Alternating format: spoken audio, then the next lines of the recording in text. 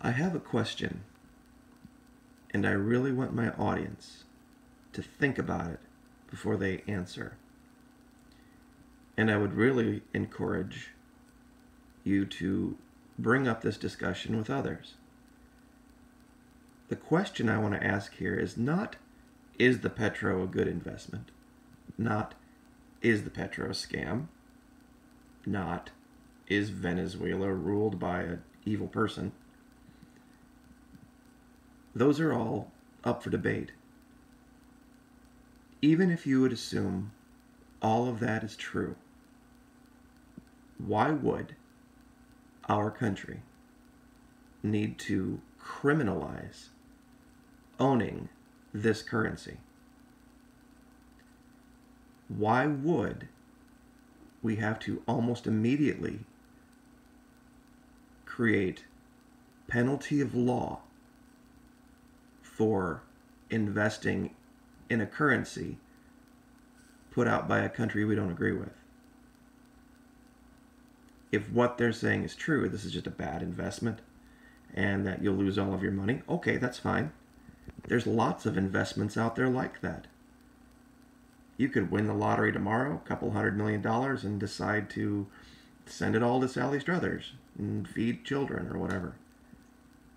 Not, noble, I guess, but not a great financial move. You would lose all of your money. You see, here's my question. If it is such a bad idea to invest money in places where there is corruption and where there is evil and where there are things going on that are anti-American and we don't agree with, why is it not criminal to send money to Pakistan, where over 2 million people live in slavery? Why is it not criminal or illegal to send money to Yemen, where you can marry children and pedophilia is pretty much legal? Any place where there is Sharia law, pedophilia is legal. Why is that not illegal? Why can the U.S. government, under force of arms, remove money from you through the form of income taxes and then take said money and send it to countries that hate us, that legalize slavery, that legalize pedophilia, and murder their own citizens? Why is that okay? But if you decide you want to take your own money and you want to invest it in a country like Venezuela, it's now a crime. Why did the U.S. have to so quickly criminalize this issue? That's my question. I'll even grant you, let's say it's a bad idea. Okay, fine. Let's say that it is a scam. If that's the case, when has the U.S. government ever been in the business or been given the authority to tell Americans where they can and cannot invest their money? When has that ever been the case? And this isn't a knock on the current administration, because this was a policy that was continued from the last administration as well. Lockstep on this issue. I'm not making any allegation that the leader of Venezuela or his vice president are good and decent and honorable and noble people. I'm not saying that at all.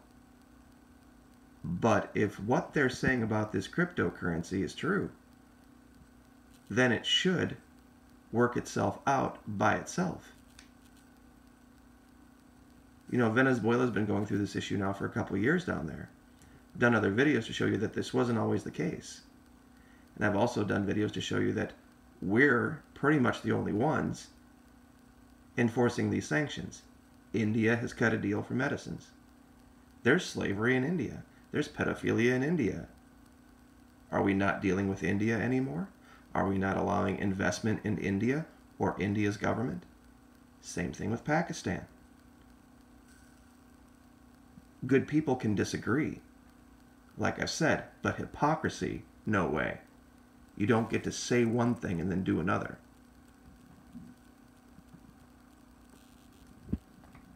And this kind of makes, I'm sorry, wrong tab. This kind of makes sense. Because if the U.S. was so terrified of its own citizens putting money down there, dollars down there, there must be something to it. Now, whether the man is lying about this or whether he's not lying about this, he has said, and I see if I can find the quote here. This is just a translation, but U.S. President is taking the time to do so to ban this. Imagine that, a person so busy using his time for this. That means we're on the right path. It goes to an old piece of wisdom, and I've shared it before, I'll share it again. I had a grandmother that told me there are people in your life you're going to have as friends. And then there's people in your life you're going to have that are going to pretend to be your friend. But no one will ever pretend to be your enemy. So the only people that you can trust to be genuine with you are your enemies. Make sure you have the right ones. So if this is the case, where the current administrator, just continuing a policy from the last administration, is so terrified of this country regaining its feet, regaining its footing, what could be the reason? Because clearly we've established with the omnibus bill that we can send tens of millions of dollars to this country, Yemen, where 15 is being gratuitous. You can own people over here. They stone homosexuals, they throw them off buildings, and, you know, it doesn't really matter whether you agree with the leader of Venezuela or not. You really have to look at this and wonder. This is a USA Today article. Just talk about a few things. India, 14.3 million people in slavery. China, 3 million people. Pakistan, 2 million people. Uzbekistan, 1.2 million people. So when we go back to this map and we look at all these places that we're sending money to, and that your government is sending money to, meaning they're investing on your behalf, why is that okay? But you can't make the decision for yourself. How is that freedom? How does that even make sense? I mean, seriously, look at the numbers here. Nigeria, Ghana, the Congo, Zambia. These areas, human rights, are you kidding? You can talk about human rights violations in Venezuela. You can talk about, you know, their government stealing from its people. You can talk about that till you're blue in the face.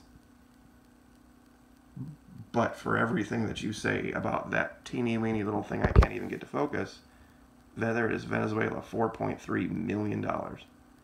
Look at it in comparison to these other countries where massive amounts of horrific evil have been going on for decades and decades, and yet we still send tens of millions, if not billions of dollars.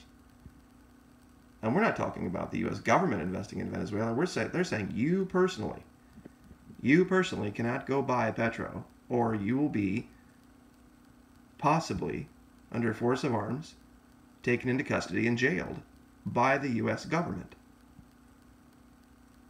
Does that even make sense and logic, whether you agree with the current administrator or not? Especially over here, when you look at these countries where children get sold and used for some of the most disgusting things on a daily basis, legally. These are horrible places. Somalia, Kenya, Ethiopia, South Sudan, I mean, my goodness.